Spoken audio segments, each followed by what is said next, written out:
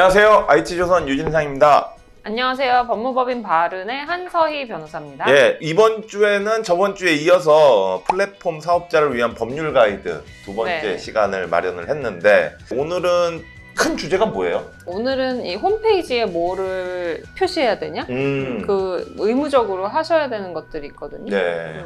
그 부분에 대해서 제가 조금 지적을 드리려고 합니다. 근데 그게 꼭 홈페이지뿐만이 아니라 네. 블로그나 아니면 네네. 뭐 유튜브, 네네. SNS 이런 걸 다 똑같이 적용이 돼야 되는 거죠? 그렇죠. 근데 SNS라고 하는 게 좀 애매하긴 한데 네. 여기서 나오는 건 이제 기본적으로 전자상거래업자가 해야 되는 일이니까 마찬가지로 요 표시사항은 특히 표시를 하셔야 네, 되는 네, 거고 네. 제가 세 가지를 말씀드릴 거거든요. 네. 표시사항 이용약관, 개인정보 처리 방침. 음.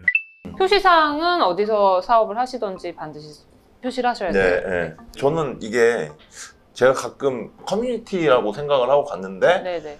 거기에도 어떻게 보면 뭐 사업자 등록증 번호를 달고 네. 이렇게 운영을 하고 있습니다. 네네. 그래서 뭐 공동구매도 그런 네네. 식으로 진행을 하고 하는데 네네. 그분들도 마찬가지로 이거에 적용이 되시는 네네. 거잖아요. 표시사항은 반드시 네. 지키셔야 되고 이게 통신판매업자로 신고해야 된다는 걸 잘 모르시는 분들도 있고 뭐 사업자 등록을 해야 되는지조차도 잘 모르시는 분들이 있어요. 근데 우선은 통신판매업자로 등록을 해야 되는 경우는 전에 제가 유튜브에서 한번 설명을 네, 드렸었고 그런 경우에는 당연히 사업자 등록도 하셔야 되고 또한 여기서 지금 설명드리는 표시사항도 함께 표시를 하셔야 됩니다. 근데 중개사업자는 사실 필요가 없죠. 중개사업자는 중개사업자의 의무가 별도로 있어요. 아, 네, 자기가 중개사업자라는 걸 밝혀야 되고 중개사업자라는 네. 것만 밝혀주면 당연히 근데 여기서 말하는 상호 대표자 성명, 영업장 소재지 뭐 이런 것들은 다 표시를 하죠. 상호, 대표자 성명, 네, 주소, 그다음에 전자우편 주소, 사업자 등록번호 네. 그리고 인터넷 쇼핑몰 이용 약관 네, 이게 네. 들어가는데 중개사업자는 약간 달라지는 거죠? 이용약관 표시를 해야 되고 여기에 추가해서 자기들이 반드시 이 중개사업자에 불과하다는 거 이거 판매업자가 아니라는 거 네. 이 점을 꼭 명시를 해야 됩니다. 그 이 표시사항을 만약에 위반할 경우는 어떤 조치가 있는 거예요? 과태료 부과처분을 받게 과태료? 되는데요. 아. 1년에 한 번 음, 적발되면 100만 원, 어. 두 번째 적발되면 300만 원, 세 번째 적발되면 500만 원이에요. 근데 이게 1년 단위로 산정이 됩니다. 그럼 그 산정이라는 게 매년 1월 1일이 되면 갱신이 되는 거예요? 아니면은 내가 걸린 날로부터 1년이에요? 아니면은 그렇게 되겠죠? 걸린 네, 날로부터 네, 1년? 네, 네. 아. 이게 명확한 기준이 나와 있지는 않는데 네. 최근 1년 내 위반 횟수를 기준으로 합니다. 그러니까 만약에 1년에서 2년 사이에 뭐 5번 적발됐는데 네. 그게 뭐 1년 안에는 한 번이었다 그러면은 이제 한 100만 원이 되는 거고 그 전해는 이미 300만 원 냈겠죠. 예. 다음은 이용약관을 이용약관. 표시를 해야 됩니다. 예. 예. 약관은 이제 일반적으로 생각하는 계약이라고 생각하시면 되는데 이용약관 저희 홈페이지에 들어가도 하단에 보시면 이용약관 그렇죠. 있고 개인정보 처리 방침 있고 아까 말씀드린 통표시 사항이 다 있어요. 근데 이 이용약관은 계약서랑 똑같은 거고 네. 여기에는 이제 그 대신 나는 협상을 통해서 계약을 한 게 없고 상대방이 일방적으로 만들어 놓은 거죠. 상대방이라 하시면은 사업자.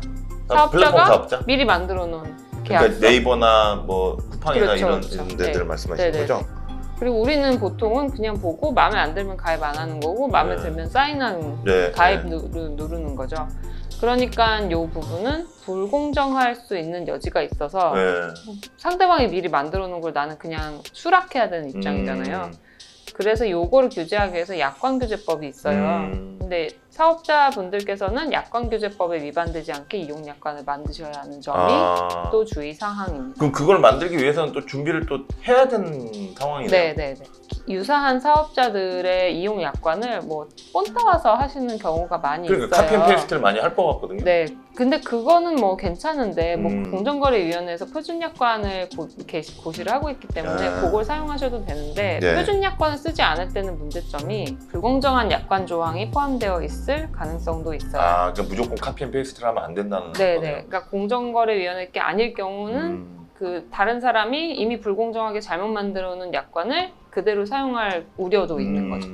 원래는 그냥 일방적으로 변경한 다음에 고지하면 안 돼요. 아. 네, 그 지침에 전자상거래 관련된 지침에는 네. 7일 전에 우선 고지를 하도록 되어 있고 네. 특히 불리한 이용약관 변경의 경우에는 30일 전에 고지를 이제 명시적으로 하셔야 되는 부분이 있어요. 근데 만약에 그러면 변경 즉시 적용됩니다 라는 문구를 이용약관에 넣었다. 예. 그러면 어떻게 될까요? 면책 아닐까요?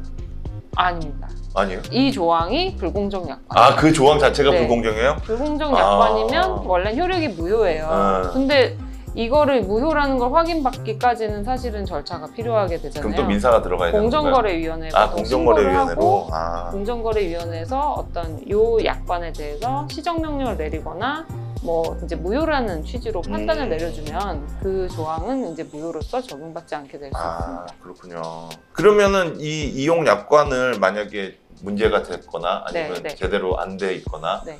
그러면은 어떤 처벌을 받게 되는 거죠? 이거는 약관규제법상 뭐 시정 권고도 있고 시정 중지 명령도 있고 네. 뭐 심할 경우는 과징금 부과 처분도 있는데 보통은 이제 시정 조치가 내려져요. 이걸 더 이상 사용하지 못하게 사용 중지 명령이 내려지고 네. 그리고 이제 개선 명령이 내려지죠.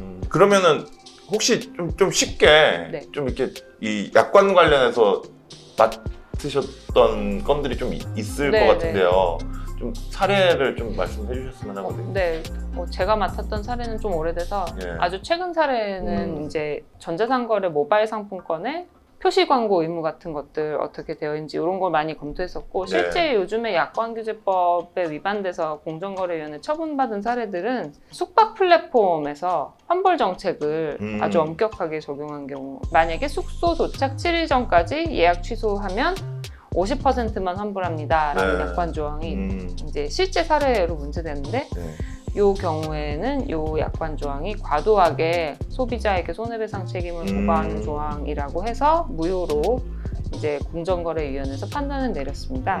그럼 결국은 아는 게 힘인 것 같은데. 네네. 아는 것과 적극성. 근데 또 모르는 게 약이다라는 얘기도 있어요. 모르는 건 마음만 편하죠. 내가 손해보고 있다는 걸 모르고 지나가기 때문에 마음이 편하죠. 알겠습니다. 마지막으로 개인정보 처리 방침의 공개 의무가 네네. 이제 또 들어가야 될 것 네. 같은데 이건 무조건 해야 되는 상황이잖아요. 네, 네네. 개인정보를 보통 수집하기 때문에 반드시 해야 됩니다. 이건 이미 제 개인정보는 다 공공재라는 생각이 너무 강해서. 근데 이거는 현대사회를 살면서 어쩔 수 없는 것 같아요. 최대한 이거를 방지하기 위해 노력하는 부분들은 법에는 규정이 되어 있죠. 왜냐하면 전자상거래업자는 부가통신사업자거든요. 부가통신사업자는 해킹당했거나 네. 개인정보가 유출됐다는 걸 알면 24시간 내에 기사 같은 그 기관에 신고를 하도록 신고를 돼 있어요. 하죠. 예. 그런 의무를 이행하지 않으면 또 그게 과태료부가 처분받고요. 그러니까 전 소비자 입장에서는 좀 이런 거는 조금 법제화를 좀 빨리빨리 해줘야 될 것 같은데 요즘에 4차 산업혁명이다 뭐 이렇게 신기술들 네네. 뭐 혁신 서비스 막 이렇게 빨리빨리 나오고 있는데 네네. 법이 너무 늦게 따라와가지고 좀 문제가 된다라는 얘기들이 많아서. 그 문제는 오히려 반대예요. 혁신 반대요? 서비스를 만들지 못하게 개인정보보호법이 너무 강해서 강해서 보통은 개인정보보호법 위반 이슈 때문에 아예 사업을 못하는 것 때문에 그런 얘기가 계속 나오는 거고 네. 지금 유럽이 상대적으로 미국에 비해서 굉장히 강화된 개인정보 처리에 대한 이제 의무를 부과하고 있다고 하거든요. 네. 그 유럽에서는 유럽에 가까운 네. 정도의 조금 더 엄격한 개인정보 처리와 관련된 법 규제를 하고 있어요. 네. 네. 유심칩 번호 네. 아시죠? 예. 그것도 개인정보예요. 판례에 따르면요. 그러니까 사업자는 이게 되게 엄청난 의무라고 생각해요. 그렇군요. 엄청나게 힘들고 이 뭐 시스템 갖추고 내부 통제 체계를 갖추는데 비용도 상당히 많이 들고. 다음 시간이 플랫폼 사업자를 위한 가이드라인이 마지막이 되나요? 아니면 좀 몇 개 더 남으셨나요? 요번 게 100회가 넘으면 4번을 하고요. 그러고요? 100회가 안 넘으면 다음 주까지 이렇게 그래요? 기간을 한 알겠습니다. 번만 더 하려고요. 근데 사실 다음번에는 좀 개정 법률안 입법 예고된 그걸 좀 하려고요. 그래요? 알겠습니다. 보시는 분들이 많이 관심이 있을지는 모르겠는데 네. 온라인 플랫폼 중개거래 공정화에 관한 법률이라는 말만 게 들어도 어렵네요. 나왔어요. 공정위에서 계속해서 요즘 온라인 그 빅테크 사업자들 규제하려고 하잖아요. 네네. 뭐 그런 것에 관한 법률입니다. 다음 주에 또 온라인 플랫폼 사업자들을 위한 가이드라인을 가지고 다시 찾아뵙도록 하겠습니다. 시청해주셔서 감사합니다. 감사합니다.